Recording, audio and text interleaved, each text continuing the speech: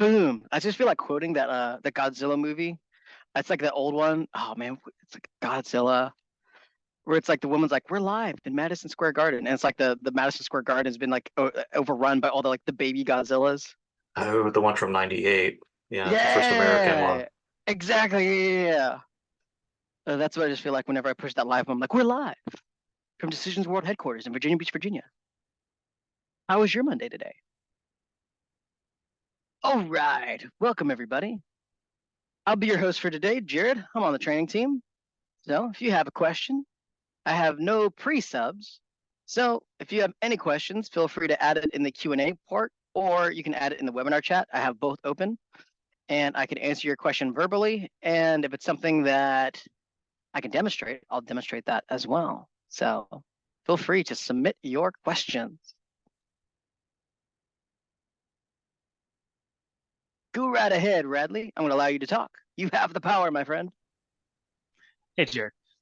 So I've heard, I don't know, maybe over the past 9 months or so through various events or calls that flow execution extensions are maybe on their way out. Did I hear that correctly? Did I misunderstand? I think that is correct. I don't know when. I think there might be an announcement when that would be, but I don't have a specific timeline. I can follow up about that. So what's going to happen? So I've almost exclusively used those data types. What will happen whenever that does occur? I guess will those migrate to No, some new data type? Should I stop building with those?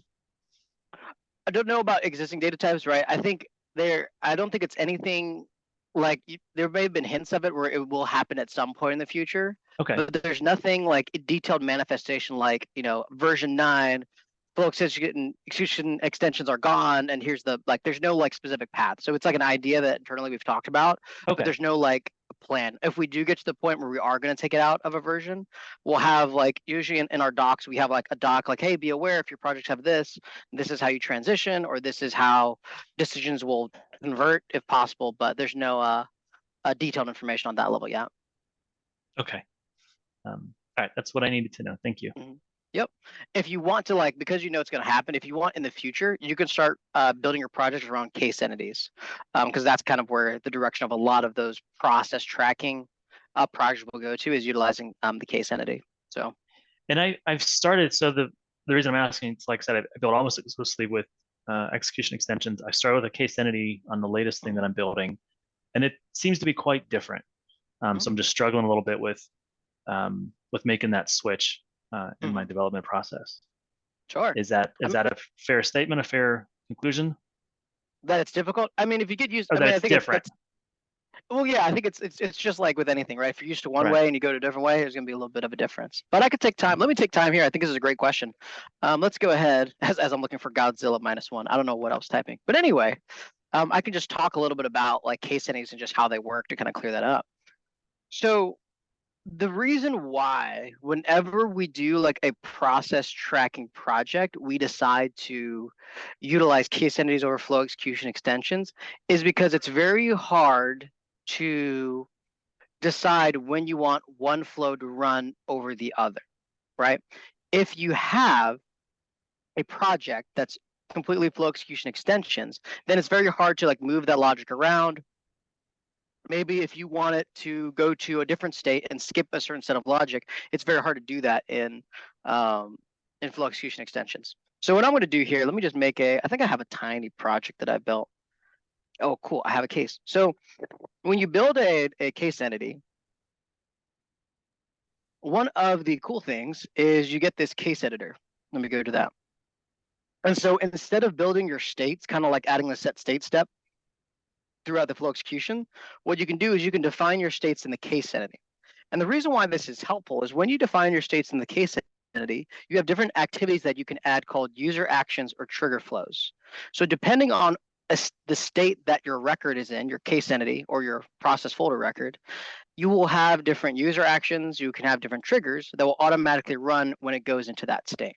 Now, how does a record go into another state? So I'm going to demonstrate that. So let me just create a example trigger. So this is going to be, what is this, the completed trigger? Completed trigger action. Create that. I'm going to have it just show a pop-up. Show pop-up. Boom. Boom.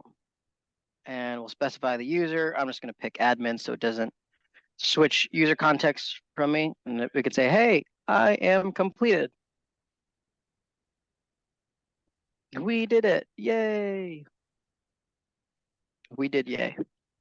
There we go. We did it. There we go.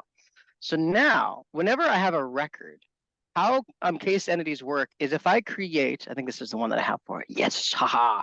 So whenever I create a record, a case entity record, the first thing that's going to happen is it's going to be in the started state of that particular case record. So let me go ahead and just do localhost one more time so we can take a look at it. Project full of comments. Go to my data type. All right, so you'll see that my record will be in the started state. How I'll manifest this is I'm just going to debug this. We're going to say, I'll put my name in here. We'll put Azure. It's pretty cool, right? And so I'm going to run this. So now I have a case in a started state. And how I know that is if I go to my data where I'm storing all this, and I think this one was the 29th, so it's this one, right? I can see that it's in the started state. Now notice, if I wanted to have an action to appear in the started state, I just merely need to have a trigger flow. What a trigger flow is any flows that are in that state will automatically be executed as soon as the record goes into that state. So to illustrate this, we'll say this is trigger 1.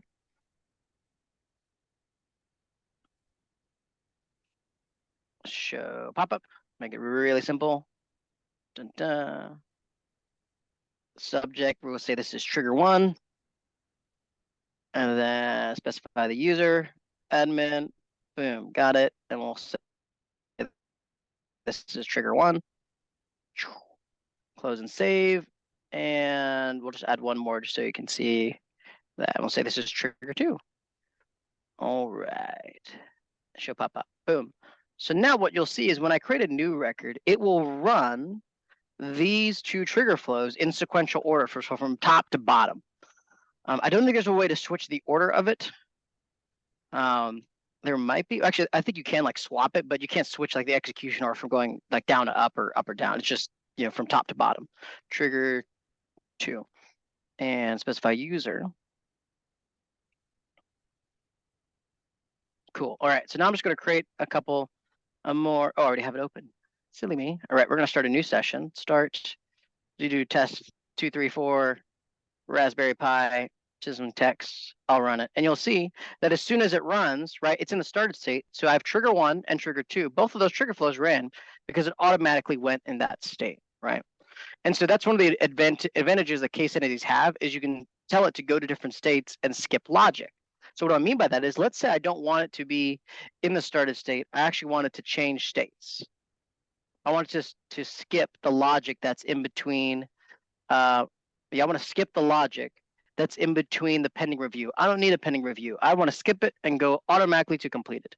How would I do that? Well, I would use a set entity state. In flow executions, you just have a set state step that you use because the set state step is uniquely aware of that process folder when it's in execution. Because the case entity is not aware of that record like that, you have to actually pass in the ID of that record, of the case record that you have to tell it to go to a different state. So you would never use the set state because it just wouldn't work. So when you do that, I'm going to say I want this to be completed. The new state has to match the casing exactly to go into that new state. And once we debug this, we'll do this, and we'll add some text, send it through. And then you see I have it going through, hey, I am completed. And so it skipped that pending review state. Now it still hit the started state, right? Because that's the first state it hits as soon as that record is created. And then it skipped the pending review and went to, hey, I'm completed. And so that's the magic between case entities is you can skip whole states and say, hey, I want to go to this thing. Or let's say, hey, I don't want to go to the completed state. I actually do want to go to review. You can send it back. So that's why we talk about that. It's this term that's a little ambiguous. It's called state driven, meaning that whatever state you change it to, it will run those flows. But it has a flexibility to it. So that's kind of case entities in a nutshell. Excellent. Thank you for that. One of the places that I am getting hung up, and it's regarding the state. is there a way to get the state, like determine what state the case is currently in? Yeah, no, absolutely. So the state is tied to the folder. So you can get it by clicking into the record, right? And I can see it's the state here. But I also think there's an actual step. Like you can, let's see, you can use let me disconnect this. Folder state. I want to type. I think there's a step where you can actually get the folder state. Get folder states. Okay, cool. So I think you could use this. So it's important to note that a case entity is just a folder, meaning whenever you want to get the state of some record and decisions, you're just getting the folder. So that's kind of like the thing to keep in mind. States are tied to the folder level. So we can utilize this. And so let's kind of just go ahead and let's run this. We'll go through here. Or actually, let's go through here. So it actually hits multiple states, and then we can see it. And then let's grab my folder ID. Debug. We got data. We go through, and then if I look at the inputs and outputs of this step, it will show me, okay, cool. It will say, hey, it's in the started, this is the state it went to. Then it went to the completed state. And I think this orders it by, what is it? By the state that it went in sequential order that it went through. So if you pick the last one, you'll know what the last state that it's in.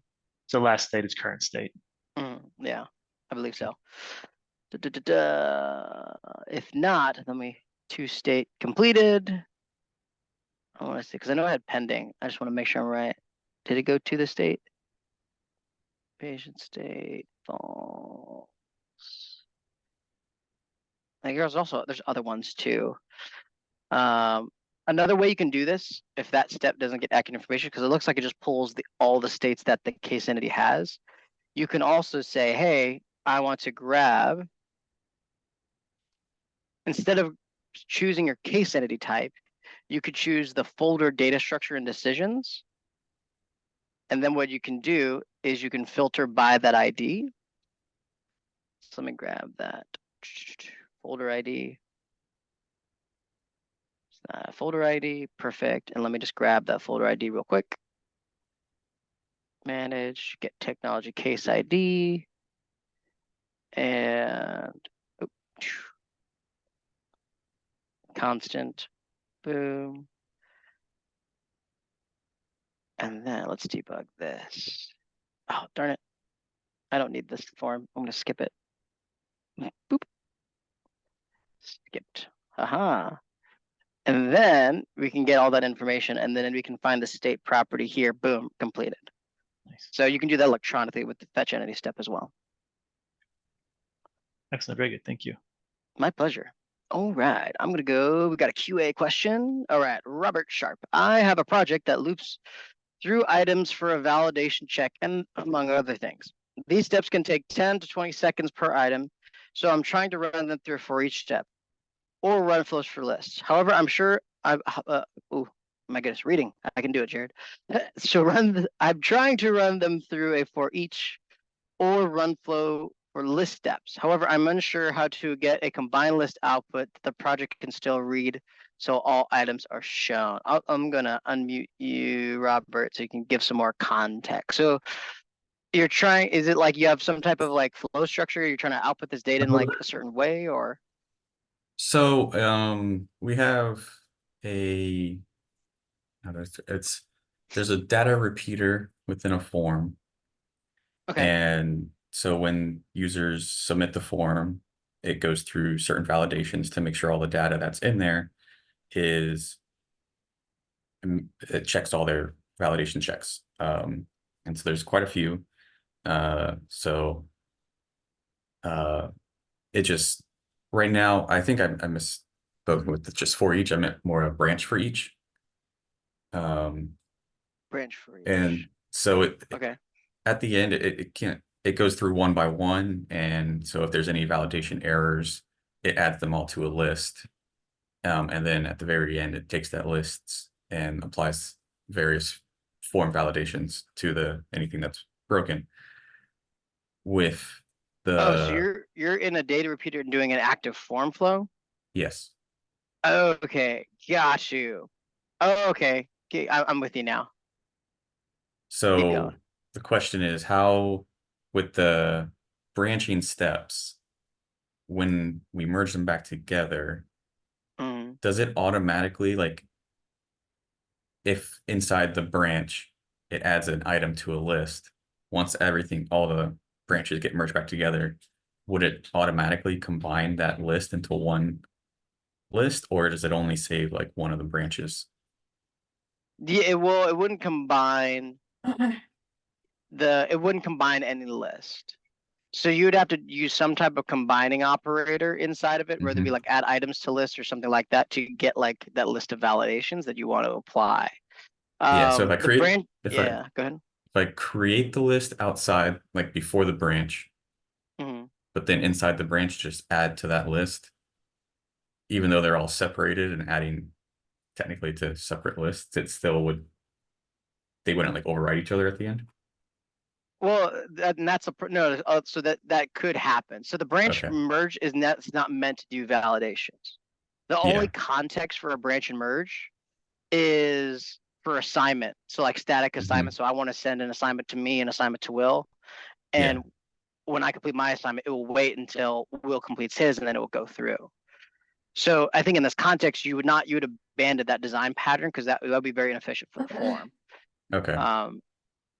I think to get the validations, because you have um, what's the rationale behind the multiple validation? I'm trying to understand.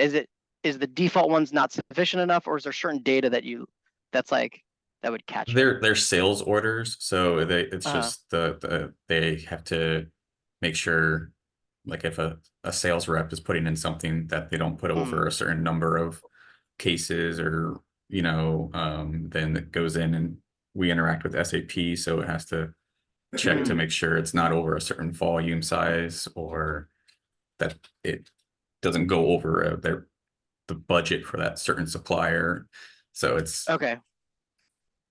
it's a bunch of Okay. So you got a data really, repeater. yeah. Okay. Now, is this something we have to do in the form? Like, does it have to be an active workflow, or could it be something where salesperson uploads the form, all the data repeater rows populate, and then we run flows for lists and just create like validations, like, hey, record for Johnson and Johnson, the sales order for that's wrong, or the sales things for Yeah, PepsiCo. it's because they do everything inside the form, and so then Okay. the validations checks before they can submit it to make sure it's good to submit. Oh, I see, I Um, see, I see. Okay. yeah. Okay. So here's what we could. So you want a custom validation, and you want to apply that. Okay. So let's play with this a little bit. Let's go here. Do I have a data repeater? I might have a data repeater. I'm just going to create a new form or new flow. All right, so let's do data repeater.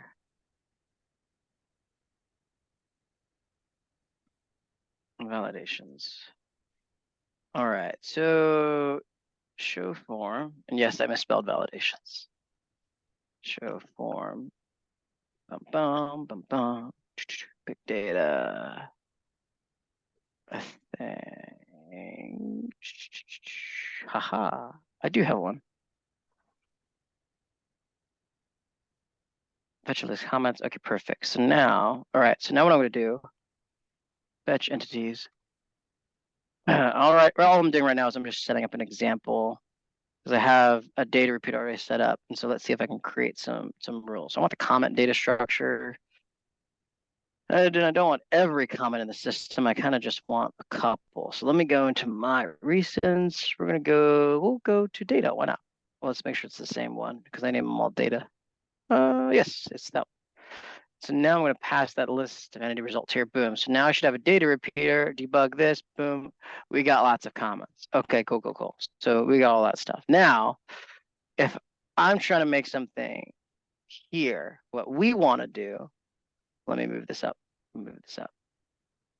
And I'll make this thing a little bit bigger.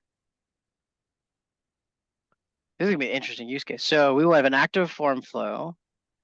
Do you have it all? You have the active form flow on the parent flow, or on the parent form, or on the It's on inside the the data parent repeater? form. honk. Because here's what you could do. There's two levels here that we can design it. I'm assuming that if we do the validate rows or validate dr rows, and I'm assuming this. I'm just gonna assume it runs on startup. We can run it on different triggers, and so we can run flows for lists. Don't know if that would be the best use case of this, because if I go to form data, we go to data repeater, right? I can go item source, and then I can evaluate. Let's see. Then I have a list of validations. Let's see, let me go to, I want to see what the form rules are. So we got clear, we got set validations. But that's validation to a specific form control. And I'm assuming, so is the end state just that, hey, we've identified one of the rows, or that you want just like, so basically, because how the validations will work on the form is if you design a list that iterates through on the parent form, it's just going to say, hey, the data repeater row, like the whole data repeater has an error, but it's not going to tell you where. Is that the intended design? So no, we have that working. Uh-huh. The issue users are having is that it takes too long. Mhm. And sometimes they're waiting 10, 20 5, 10, seconds. 10 minutes Yeah. because they have so many items. Interesting. Okay. So just trying to figure out ways to speed it up. And Gotcha. I think the best way, have you tried the run flows for list and utilizing so what is I haven't messed around with that too much. A few times I've Mhm. not been able to really get anything to work. So Mhm. I don't know if maybe you could just explain how to set up a run flows for list, Yeah. because I've never had anything come out of that step. And I think that's been my issue. Sure. Well, okay. So if that's true, I would try this. I don't know if it would work. Just as a caveat, because when you go to and it's not really because of the step itself, it's really more of what the toolbox value we have here, where it's like, hey, we have these validations, and I can only have, right? This is saying I could put a list of validation issues on one control. You sound like you want a list of validations on multiple controls, right? Yes. Gotcha. And that's the part that I don't know, that I don't think I can find. That could be a cool feature request. But essentially, so I'll talk to the run flows for list. Is basically what you would have to do is you can take an input type, which would be whatever the thing you want to evaluate. So if it's like the sales POs or things like that, you would type your data type here. Since I'm using comment in my data repeater, I'm just going to type the comment data structure type, right? So just translate this to whatever yours is. And then the cool thing about the run flows for list step, right, is it has its own flow that it will run in an asynchronous way to speed up performance. And then within that flow, now you switch your mind and now you're dealing with the one, like I'm dealing with one record. What's the run, one rules or series of rules I need to run for every one of those records. And so you'll notice that actually I have to set an output type. So let me set the output type to be, because if I don't set an output type, you'll notice that the step doesn't output anything. There's no output data. So what that means is I need to make sure that I have this output type set. So let's say it's going to be, okay, perfect. We'll do string list. So it's a string list. Perfect. So now when I go here, you'll notice that on my inputs, I have this input called comment, right? It's called comment because that's the data type I selected. And then when I go here on the output, you'll see that I have this output data string. So now I can say, right, let's say I have a truth table or a rule set that runs here. And I say, hey, depending on what you hit, I'll put this piece of text here as the validation issue, right? And you can send that in there. So let's say, let's see, what's some quick logic? I'll just do a placeholder. Rule set placeholder.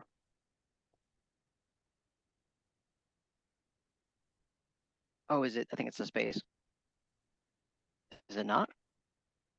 Oh, I'm in Data Explorer. No wonder why I can't find anything. I haven't done that in years. All right, placeholder step. So I'm going to add this placeholder step. Imagine this is my rule set that it runs, for a series of rules, and then it will output a certain, a piece of text. So let's say string equals, we'll do this, string equals. I think this would be a better way to do it. Yes, we'll do this way. And so let's say I have create data. Well, let's say on the true path, I'm going to create, let's say this is an error MSG. And then say if it's true, we're going to say this is error 1. And if it goes down on this path, we're going to say this is error 2, right? And then they'll both go to the end step.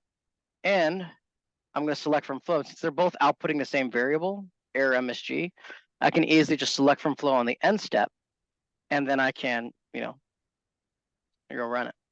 So let's say the value, I'm just going to leave this as constant value, just so we can see this kind of work in action. Awesome. So now when I close and save this, now I have my list of rules that I've run. Boom. Say what's wrong. Oh, I have no inputs. So now what I can do is I can select from flow. I can grab my item source, data repeater, item source if I want to do it that way, list of no results. We'll just say sure. That'll be fine. And so now what it will do is I should have, how can I show this? I could run this. Okay. So I'm gonna close and save this. And to test this, I'm just gonna debug the flow because I've configured the trigger just to run at startup, just so you can see what happens in the background. Mm-hmm. It runs, so my rule flow ran, I could see that to the left right here.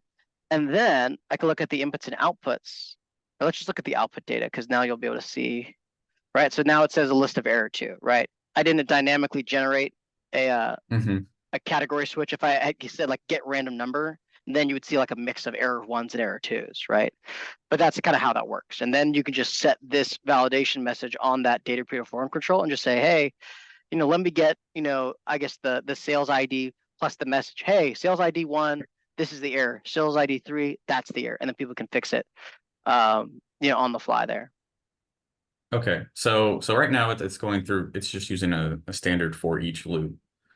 So if I were to just kind of group everything in that loop and send to like subflow and save that as a name, I could then use that in the run flows for each. Yeah, well, the run flow, so the run flows for list would replace the for each step. Yes. Yeah. So I'm just trying to say to save what's already in that for each step. So that that loop, save that as like a subflow, right? Because we can do that if I highlight everything, just create subflow, and then just use that inside the run flows for each, like when I select the flow. Oh, I see what you're saying. Oh, I misunderstood. So no, you can't pick it. Okay. Yes, because the run flows for list, it's a flow that's specifically like tied to that step. It's married to it and it can't be divorced from it. So similar, and you can't pick similar another to active partner. form flows. Exactly. Yeah, it's its own flow behavior. So that's why what you could do is instead of picking a different flow, you can say, hey, I can save my logic, remove the for each step, and then you have to place the subflow inside of it. Yeah. So it's like save it as like a template and exactly. And then you can find the template and drag it over here. Now you will need to change your mappings, like, right, you have to reference your input for whatever you're for that one record, and then you would have to then output it to whatever, string message or output you have for that. Okay. And then what's like the typical like good setting for the async like threads, like 4, 8? Like I don't know what the basically like that basic one, setting. Yeah, that one. So this all depends. So by default, it spawns 4 threads to run on. But you can easily increase that number or decrease that number depending on if you're noticing like, hey, it's a little bit better, but let's give it a little more threads, right? Okay. So that would be so you can increase this. That's just for test it. If there's improvement, no improvement, let's increase it a little bit until there's improvement. And so with threads, they have multiple users going at once, most likely. Is the threads per like user's computer or is it server count? It's based on the cores of the computer, Of the user or the server? the server. Okay, so, all right. So if we have Another, like 20 users at once and it's mhm, 8 threads, that's 20 times 8 threads, basically. yeah, correct. Okay. Another thing to be aware of too is there are some people that do this pattern, and let's see, they'll run flows for list and run flows for list. Don't do this. You will Oh, thread yeah, exhaust your no. server. So just avoid Yeah. that. Okay. I just want to make sure I communicate that because there are people, Yeah. some people who just don't know. So this is We've not already meant to used be. Yeah. the branch for each step for assignments, so that's why that was Mhm. already in my head. I wasn't sure Gotcha. for Okay. but okay. Yeah. I will. Yeah. There's also a lot of other cool options here too. So like Yeah, can you async and wait. explain the different ones? I know synchronous is Yeah. probably it's one at a time, right? Exactly. Just Which one at a time. was That's the easy just a one. for each loop at that point, wouldn't it be? Exactly, yeah. Thread Okay. job, let's see, this one will run all the data and you get a return of your, it's not the return of the output. It just runs, it just allows you to, let's see, wait a minute. There was a property that disappeared. That's it. I feel like thread job async, there's a lot of duplications of these. Let me look at this document. There is a document. Rather, I'm going to open this up. Document, also send it to you so you can reference what I'm reading and I'll translate. Run flows for list.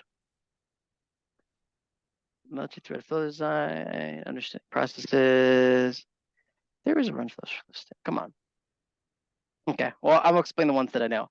A thread job, I think it's the exact same behavior as thread job async. There's no difference in the execution part. Where basically you can say, here's how many threads I want, here's the queue that I want, right? And you can rename this queue. And I want you run, a certain amount of threads on that queue. And so both of them do the same thing. But the difference of behavior is the thread job, or no, I'm sorry. Those two things are the same. Thread job async and thread job. Async and wait is a little bit different, meaning that it will run, which is the one you'll probably use. Meaning it says it's going to run all those threads asynchronously, but just like the merge step that you had in your like branch and merge or branch for each, it will wait till everything's done before it goes to the next step of the process. Right. The other ones don't. It just, hey, they finish when they finish. It just, hey, I run this thread, it's gone. So that's what that does. System threads, this one allows you to leverage more of the threads on the actual server or the CPU, instead of using the thread job async. So there was like one use case that I talked with Heath about where they did that for a large batch processing for our customer. But that's essentially kind of like the summary between the two. Work queue, no one knows what they do. I think that one's going to be removed eventually in Okay. you know, one of the options. But yeah, basically it's thread job async. They do the same. Async and wait runs everything, but waits till everything's done before going to the next step. And then the system threads allows you to leverage more threads on the CPU. Okay.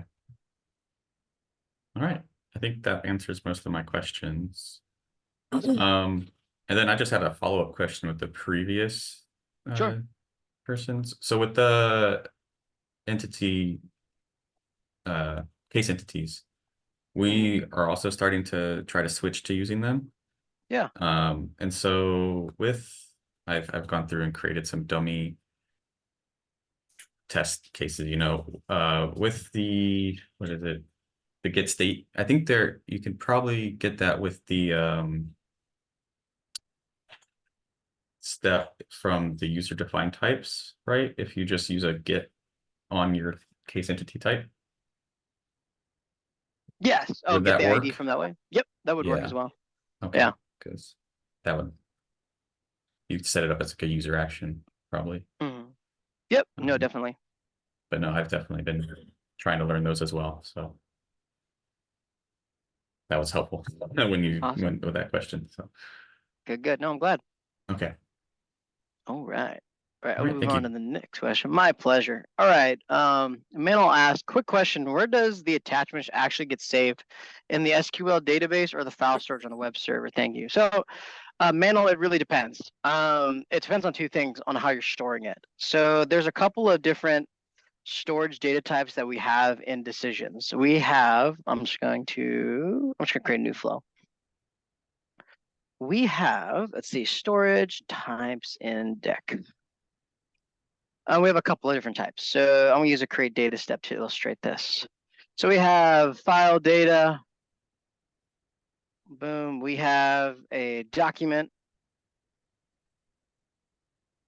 We have, let me find document. There's a data type called document. And we also have a file reference.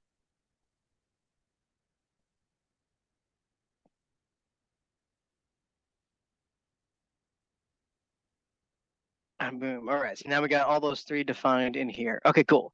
So there's a couple of ways you can store data. A file data is just kind of the flow data type that's used to just, transfer data between different flows. It's kind of just stored in memory, but once the flow ends, it's gone. So it's not permanently stored anywhere. That's a common file data type that we'll use if you have use the CSV to object mapping editor, or not editor, CSV to object mapping step.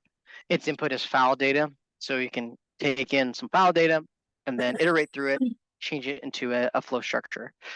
The second one is a document. And what the document does is it's actually stored in a database table in decisions.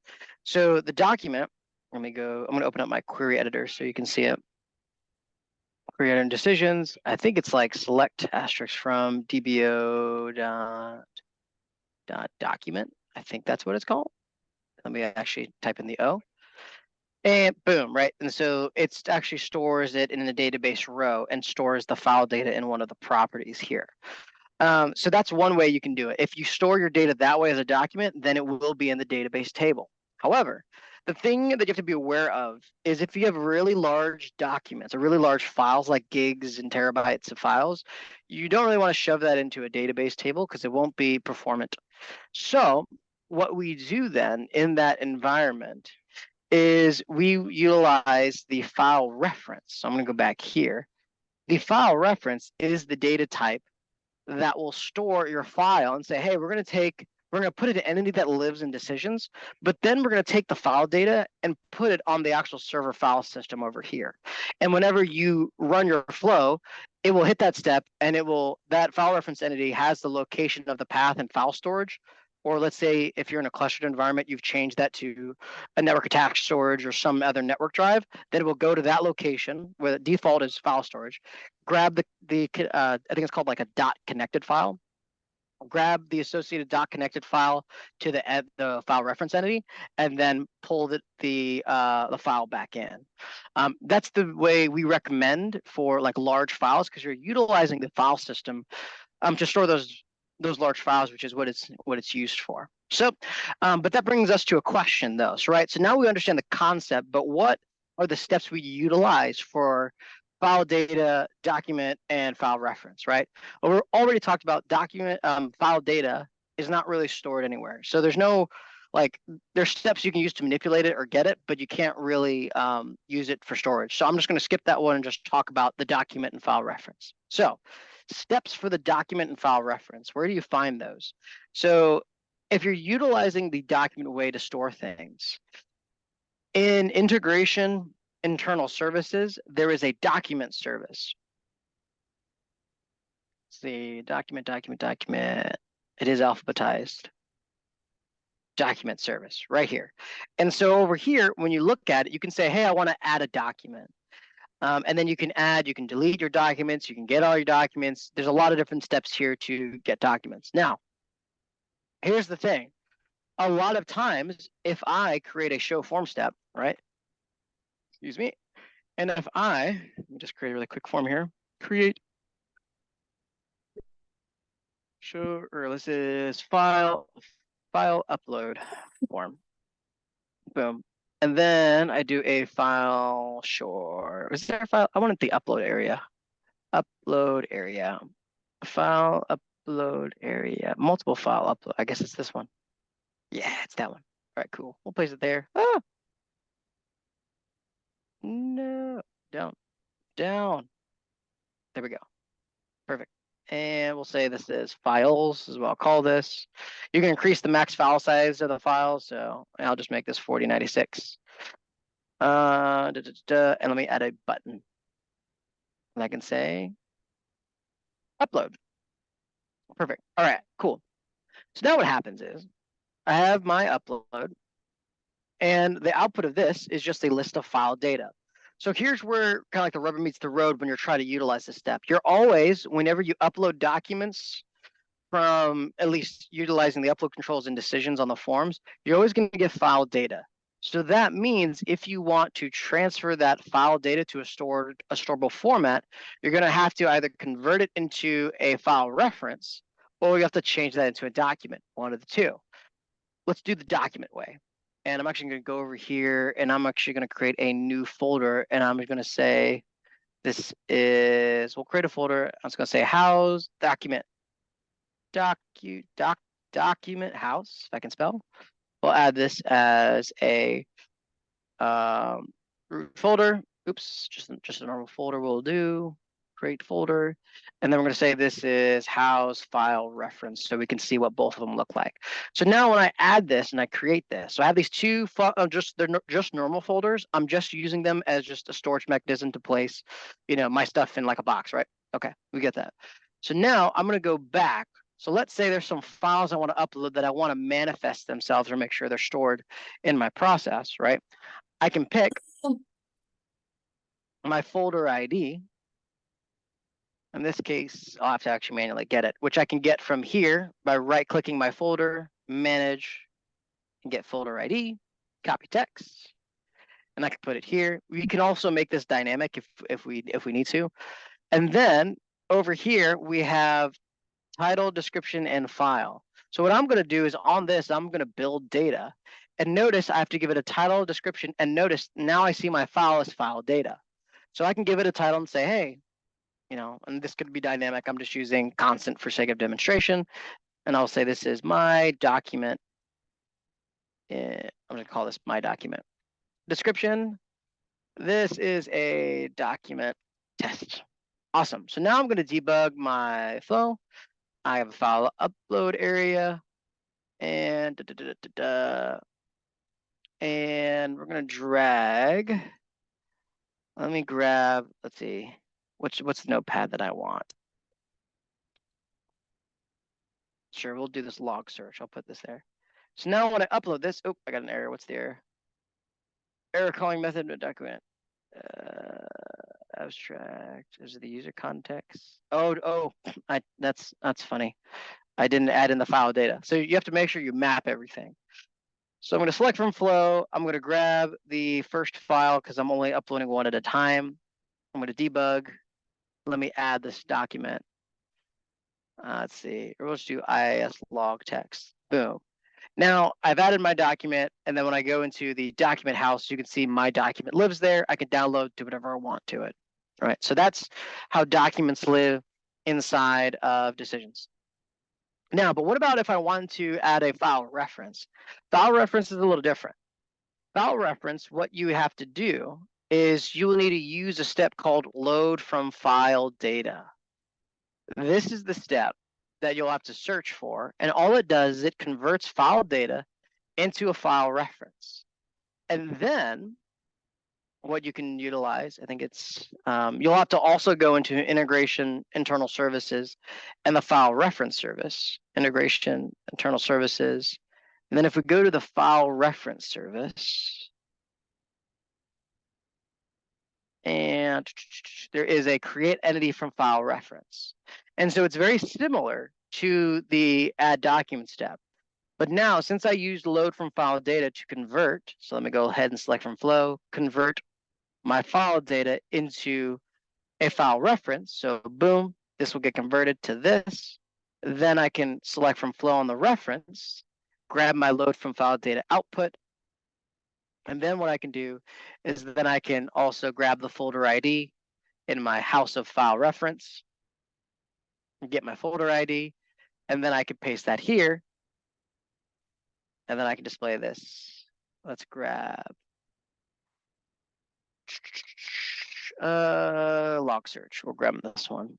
upload, boom. And then you'll see that now it manifests itself inside of decisions, but now it's utilizing the other storage format and storing itself in the file storage location in the drive that decisions is housed.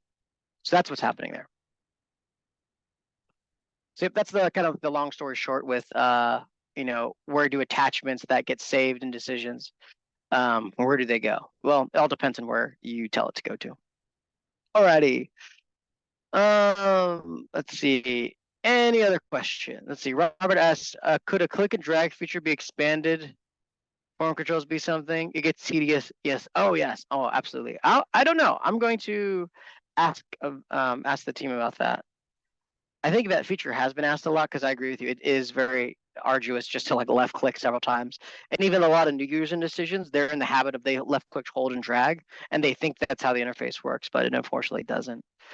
But I'll ask.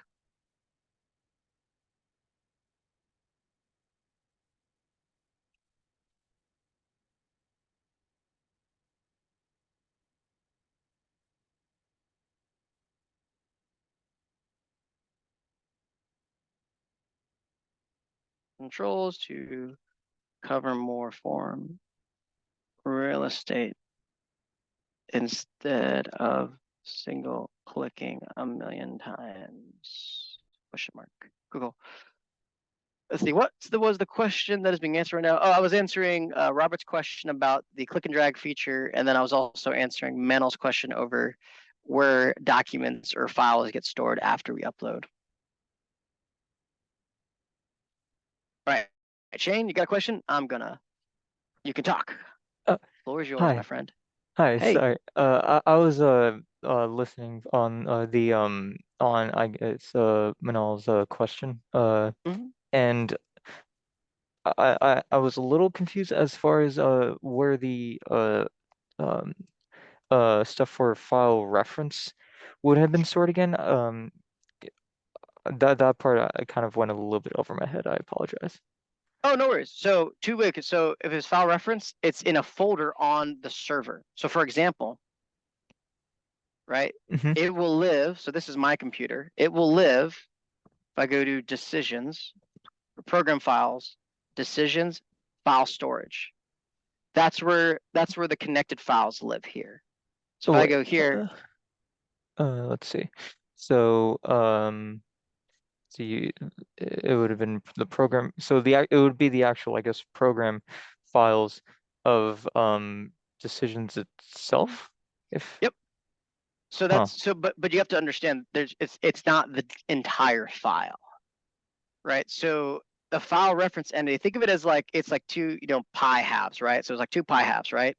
Mm-hmm. Decisions, when you create a file reference entity, it takes one and creates an entity that lives in decisions. That's the thing you see in the portal.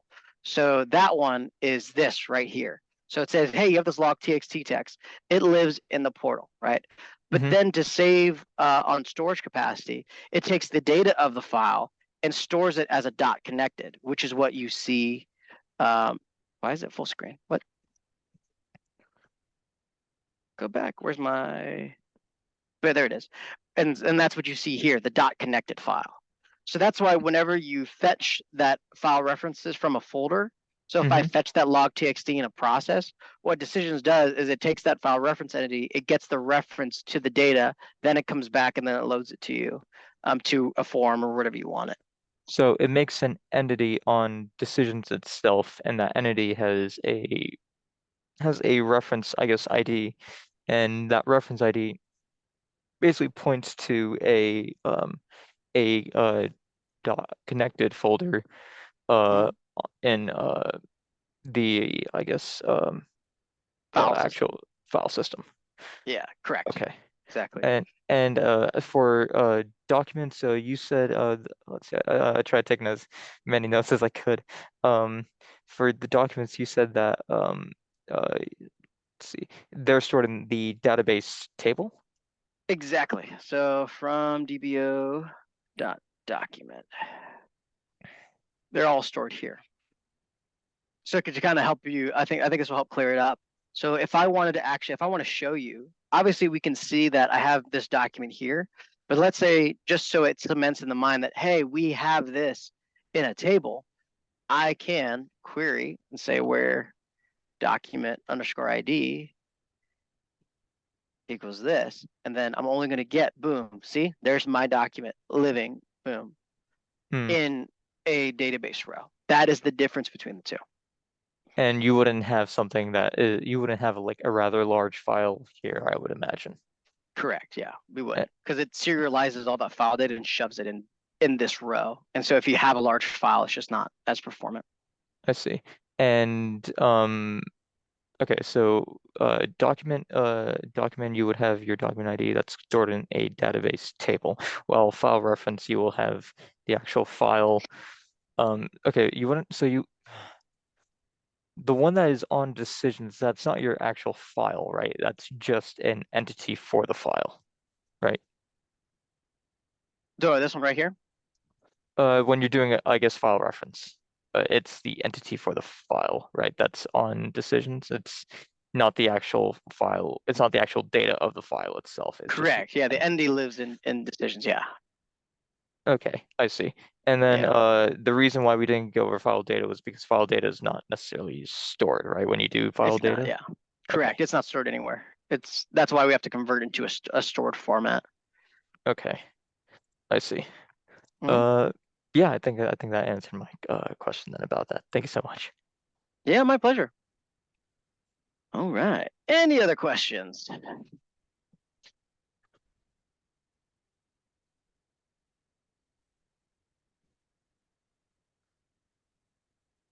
All right. Well, let's see, we got 5 minutes left. I'm gonna go ahead and end it so that we can get the YouTube video uploaded for you guys. So thank you so much for attending. Tomorrow, this host will be Will. So that'll be a fun treat to see him answer your guys' questions. So feel free to join tomorrow, January 30th, for our next Lunch and Learn. And thank you guys so much for coming. Have a great day. Thank you.